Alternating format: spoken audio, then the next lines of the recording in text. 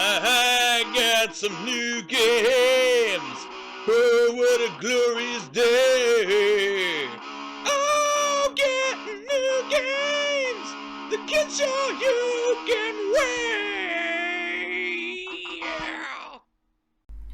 Hey everybody, welcome back to another PickUps video. I have not done one of these in quite a long time. In about a year actually. While I was in the United States, I actually wasn't really picking up any games, but now that I'm back in Japan, I'm back to it. And I've picked up some pretty cool games in the past month or so, so let's check them out. Golgo 13, the Riddle of Icarus.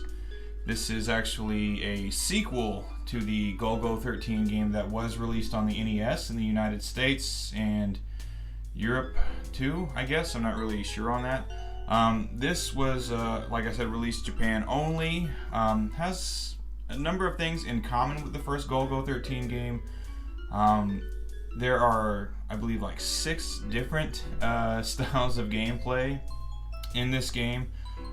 It jumps around a lot, from side-scrolling action to kind of like 3D dungeon crawling to the sniper sections, which make a return. Really cool, the kind of violence you didn't normally see in 8-bit games. I do actually really like this game, and it is going to get a review sometime in the near future. It's Golgo 13, the Riddle of Icarus. Digital Devil Story, Shin Megami Tensei 2. On the Famicom, I have not started playing this yet. I am kind of excited to. I just picked it up. Looks very interesting. I looked at the map that is contained in the instruction manual, and it looks like it's this weird post-demonic apocalypse Tokyo, but it's like a weird cross of like medieval and future technologies, almost kind of like Ultima or something like that. It looks really cool. This one actually published by Namco, which is unusual. As we all know, the Shin Megami Tensei series for a long time published by Atlas, but this one published by Namco, which I thought was interesting. And like I said, I haven't started playing this yet, but I am very interested to start playing it as soon as possible. I like this series in general, and I've not yet played one of the 8-bit iterations, so very excited for this one. Digital Devil Story, Shin Megami Tensei 2. Super Mario Sunshine, yay! Adding more games to my GameCube collection, which is decent right now. I have quite a lot of GameCube games that I really enjoy. The GameCube, I think, is maybe a bit of an underrated system, and this, I know a lot of people didn't really care so much for Mario Sunshine. I actually like it quite a bit. I think it looks great, plays really well, and it's just an all-around fun, pleasant game. Who doesn't love Mario, regardless of what he's doing? He can be cleaning up pollution and still be pretty cool, right? So yes, adding more games to my GameCube collection, and I do intend to start reviewing GameCube games in the very near future, but Super Mario Sunshine, a game I like very much. Capcom vs. SNK 2EO. I have never played any 2D fighting game on the GameCube, actually. I'm not 100% certain how well that's going to play. We're going to find out. This is a very cool cover, though. You got Kyo, Ryu, and Haomaru from Samurai Showdown, which is very cool. Capcom vs. SNK 2EO on the GameCube. I liked it on other systems, so hopefully I'll like it on this too. Battle Hoshin. This is kind of like take some characters from Dynasty Warriors, shrink them down to chibi little guys, and then you've got Battle Hoshin. Pretty cool little kind of action hack and slashy fun game. They're like little kids essentially. Actually, the character designs almost remind me something from the Mana series. These, very kind of like childish, characters with swords slashing and killing things. Very cool, with some cool magic attacks and all that kind of good stuff. Battle Hoshin for the GameCube. Was this released outside of Japan? I have no idea. You tell me, but it's pretty cool. Soulcalibur II, another really great Soulcalibur game. This one featuring Link as a special playable character, I guess. I've never actually been a huge fan of Soulcalibur. I've dabbled, but I'm not like hardcore into it. I'm more of a 2D fighting fan as opposed to 3D. But the Soulcalibur series is fun, and I'm, looking forward to giving this a little more time, playing it. I've played more recent Soulcaliburs, so I don't really know if there's any good reason to go back to a previous iteration. But I am going to at least give it a shot. Soulcalibur II for the GameCube. Neketsukoha Kunio-kun SP. A game I know people right now are pretty hyped for. I believe it's River City Ransom Underground. It's developed by Arc System Works. It looks like it's going to be a return to form for the Kunio-kun series, River City Ransom. This actually also made by Arc System Works, came out in 2012, and it's essentially a beat-em-up River City Ransom style game. There are other things included from other recognizable games in the series, like dodgeballs for weapons and things of that nature, but you can play as Kunio and Ricky, aka Alex and Ryan. Beat the hell out of a lot of people, multiplayer. It's just a really fun action-packed beat-em-up made by Arc System Works. So if you're really excited for River City Ransom Underground, you might want to look up a copy of this. That's Neketsukoha Kunio-kun SP. It's pretty awesome. Tomba. I really love this game. I hadn't played it in a very, very long time. Probably not since like 1999-ish. 98, 99, around when the game first came out. But it's awesome though. It's a platformer, but it has like lots of little side quests, kind of like an RPG, which I think is cool. And you can move freely from one area to the next and back and forth. It's not like in actual stages. It's almost like a free roaming 2D platformer with some awesome graphics, really decent soundtrack, cool character. I like the pink troll hair he's got going on. Tomba, really great game. If you've never tried this or the sequel, I believe called Tomba in Europe, check them out. Very cool games. Tomba. Metal Slug X for the PlayStation. As far as I know, this is basically the PlayStation version of Metal Slug 2, which is really good. My favorite in the series is actually still Metal Slug 3, but this one is very good. Obviously, if you know anything about Metal Slug, you know they're awesome run and gun games. You got 4 playable characters, you got a lot of cool power-ups and weapons, tanks, camels to ride on, all kinds of great stuff, lots of crazy over-the-top action. Metal Slug X, great game, but play any in the Metal Slug series, you'll be glad you did. They're awesome. Exile on the PC Engine CD.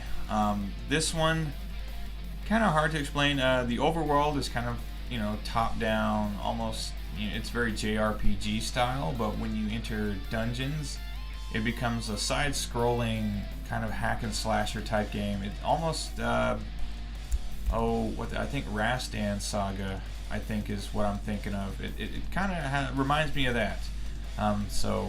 Pretty cool. Very difficult though. It's an action RPG, but it starts off very difficult, and there's nowhere to grind to level up because you have to enter that first dungeon right away, and the enemies are really strong, and you're kind of weak, and the platforming isn't the best, so it can be really hard to avoid taking damage.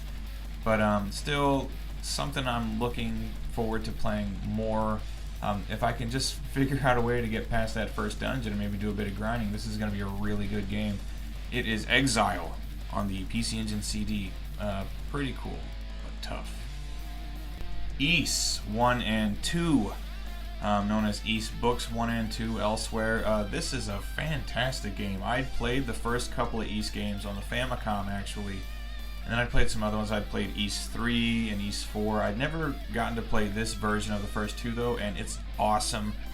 The soundtrack is amazing.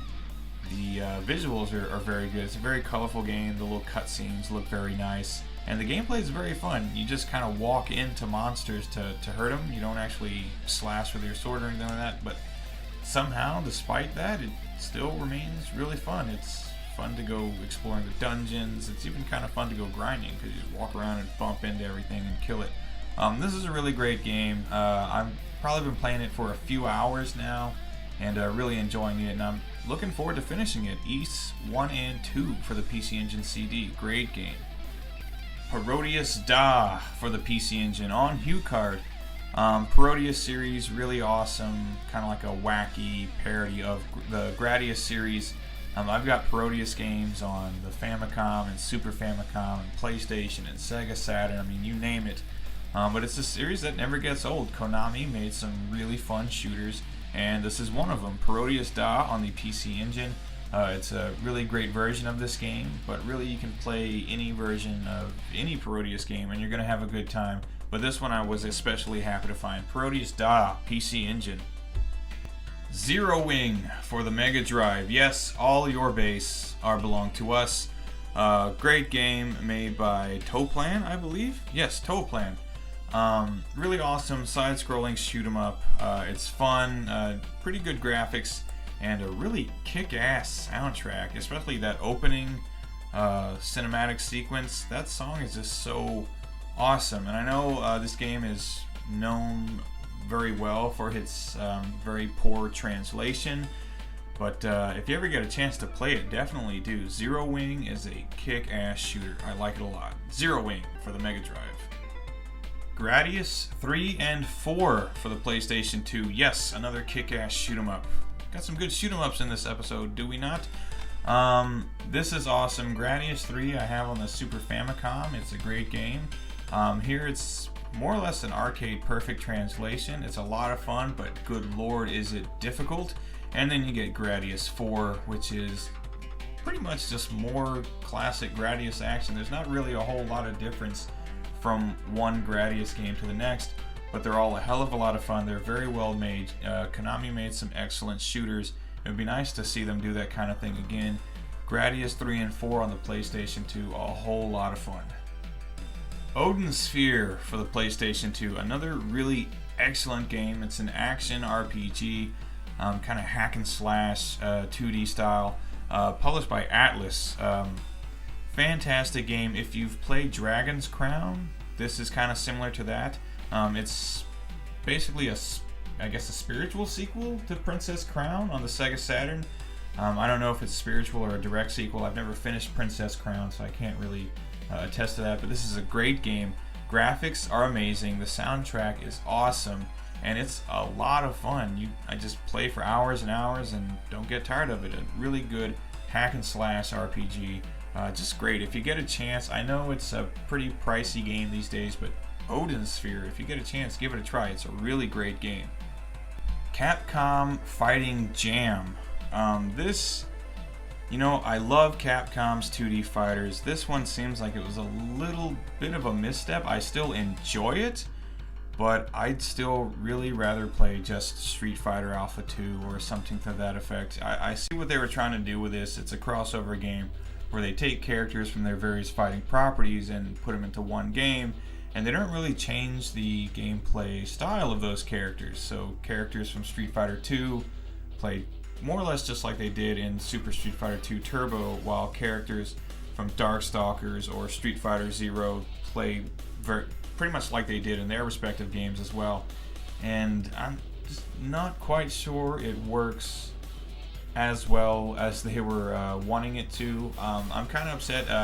One of my favorite Street Fighter characters is Alex from Street Fighter 3. He's included in this game, and I feel like maybe they didn't handle him as well as they could have. But Capcom Fighting Jam, definitely not a bad game. If you're a 2D fighting fan, especially a fan of Capcom's fighters, and you haven't tried this yet, give it a shot. You just might like it. I like it. I don't love it. I like it. I like it enough. And finally, a game called Cinco Donde Rev X. This is a one-on-one mech fighting game, I guess you could describe it that way, where it's kind of a top-down, almost isometric view, and it plays almost like a one-on-one bullet hell shooter. You fly around, and for the most part, you're going to be shooting a whole hell of a lot of bullets at each other. All kinds of different special moves where you just spray bullets all over the screen, and obviously your opponent has to try to dodge them while at the same time shooting at you. When you amass enough power in this power meter that you have from landing hits on your opponent, you can go into this like transformed mode where you more or less merge with a very large battleship, and then it becomes almost just like a bullet hell shooter where you're just unloading as many projectiles as you possibly can at your opponent, who has to try to dodge all these things and hopefully be able to counterattack. Very interesting concept, pretty cool game. This is another one I'm planning to do a review on at some point in the future, just because it's pretty damn unique. I hadn't played a game like this until now, and I've been having quite a bit of fun with it, actually. So that's it. That's the final game for this PickUps video. I hope you enjoyed. If you saw some games you liked, let me know in the comments. And I guess we'll start doing this now. If you saw something that maybe you'd like some elaboration on, maybe even a review, do let me know down in the comments as well, and I will do my best to make it happen for you. With that being said, everybody, thank you for watching. Thank you for liking, commenting, subscribing, all that good stuff. And until next time, take care, everybody.